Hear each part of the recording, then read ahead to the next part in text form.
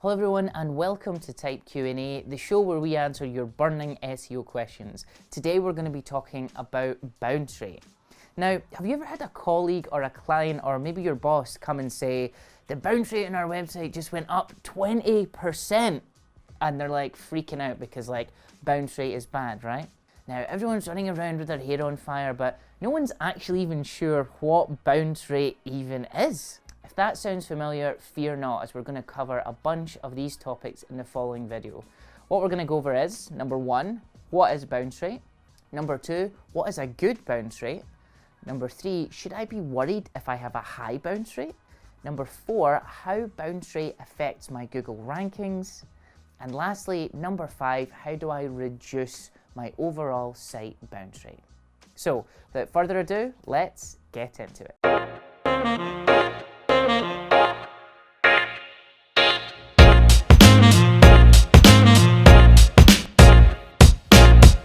Okay, first things first, what is bounce rate?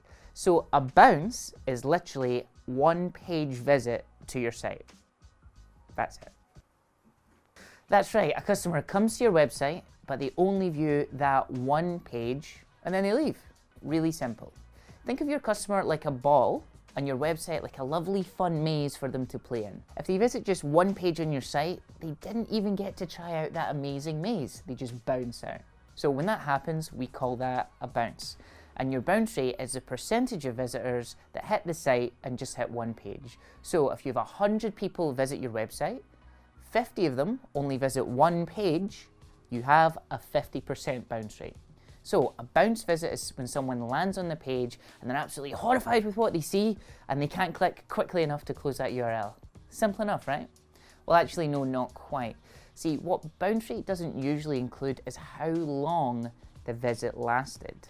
So someone could come to your site and read your latest blog post or watch the Canonical Chronicle, the best SEO show on the planet, link in the description. And it's an absolute cracker. They're like poring over it, every single word, all 10,000 words of it. In fact, it's so good, they feel the urge to go and run and tell everyone about how great it is. And they do that right now. Maybe they're in the coffee room at work singing your praises about this blog post and how it's absolutely changed their life. But they only viewed one page on the site, that one stellar blog post. And guess what Google Analytics thinks? That's a bounce. So a bounce visit isn't always a bad thing. Now, if you've got a 5-step sales funnel, which is like a big key money maker for you, and they hit your first page on your funnel to sell something, that might be quite a big problem if that page has got a high bounce rate. But if you've got maybe like a single page newsletter or an about page with your opening hours, I would kind of expect people to bounce off that once they've seen it. Because the thing is, they want to know something specific. They came to the site, they got what they want and they left, which is a good visit, right? And the thing is, once they've got that information of your opening hours, they may actually be running to your store right now with credit card in hand, ready to make a purchase, but it's still a bounce. Okay, so I know what you're thinking. You're thinking, yeah, but like, what is a good bounce rate? And of course, the good old SEO response applies. It depends. You measure bounce rate for different groups of content in different ways. So what pages would you tolerate a high bounce rate? Well, probably things like your about page. If someone wants to check your address or opening hours, I'm not going to expect them to read 5 other pages and consume all of my content. But what pages can I not have a high bounce rate on? So what pages are not doing their job and not driving people through my sales funnel? So those would be pages like sales landing pages and also category pages. If someone's looking at a list of, let's say, all the widgets that I offer on my website and they don't click through to the product page, that might be a sign that there's something seriously wrong with that category page. For those pages where you're okay with a high bounce rate, then like anything 80% and higher might be actually totally fine. But for those key conversion pages where you're actively trying to push people through a sales funnel, you're looking at about 20 to 30% bounce rate max. So now we define bounce rate and realize that it's not really a bad thing.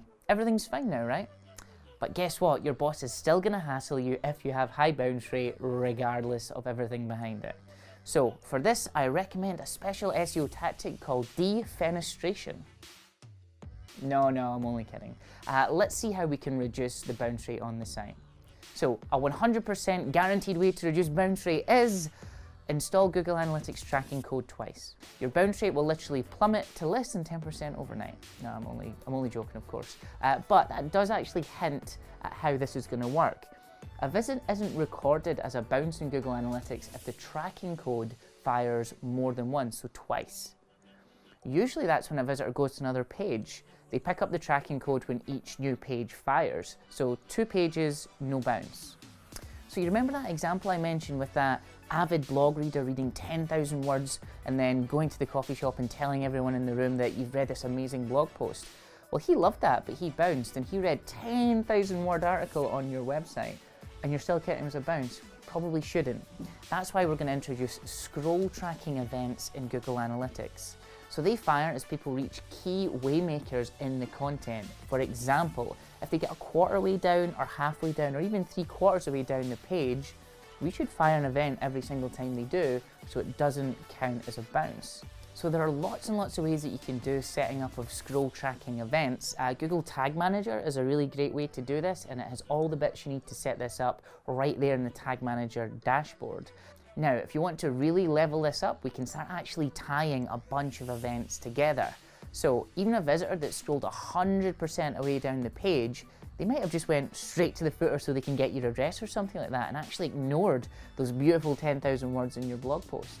So if you tie together scroll depth with duration metrics, now we've got some very interesting and useful data. So that's bounce rate pretty much wrapped up, but there's one last myth I need to bust before I go, and that's, does having a high bounce rate affect rankings in Google? The answer is no. So Google don't use data from your website's Google Analytics to affect your rankings and search results. And even if they did, how would they know what a good bounce rate is and what a bad bounce rate is? They just wouldn't. Google's far more concerned with something they call task completion. Ultimately, they want to know, did the user get what they're looking for? Like, when they look for the opening hours of your shop, do you get them quickly and easily? If they did, Google's happy. So what are you going to do to get rid of that bounce rate? Please do leave a comment down below. If you like this video, please like it. If you loved it, please do subscribe. We have videos coming out every Monday, Wednesday and Friday. And until next time, we will see you later.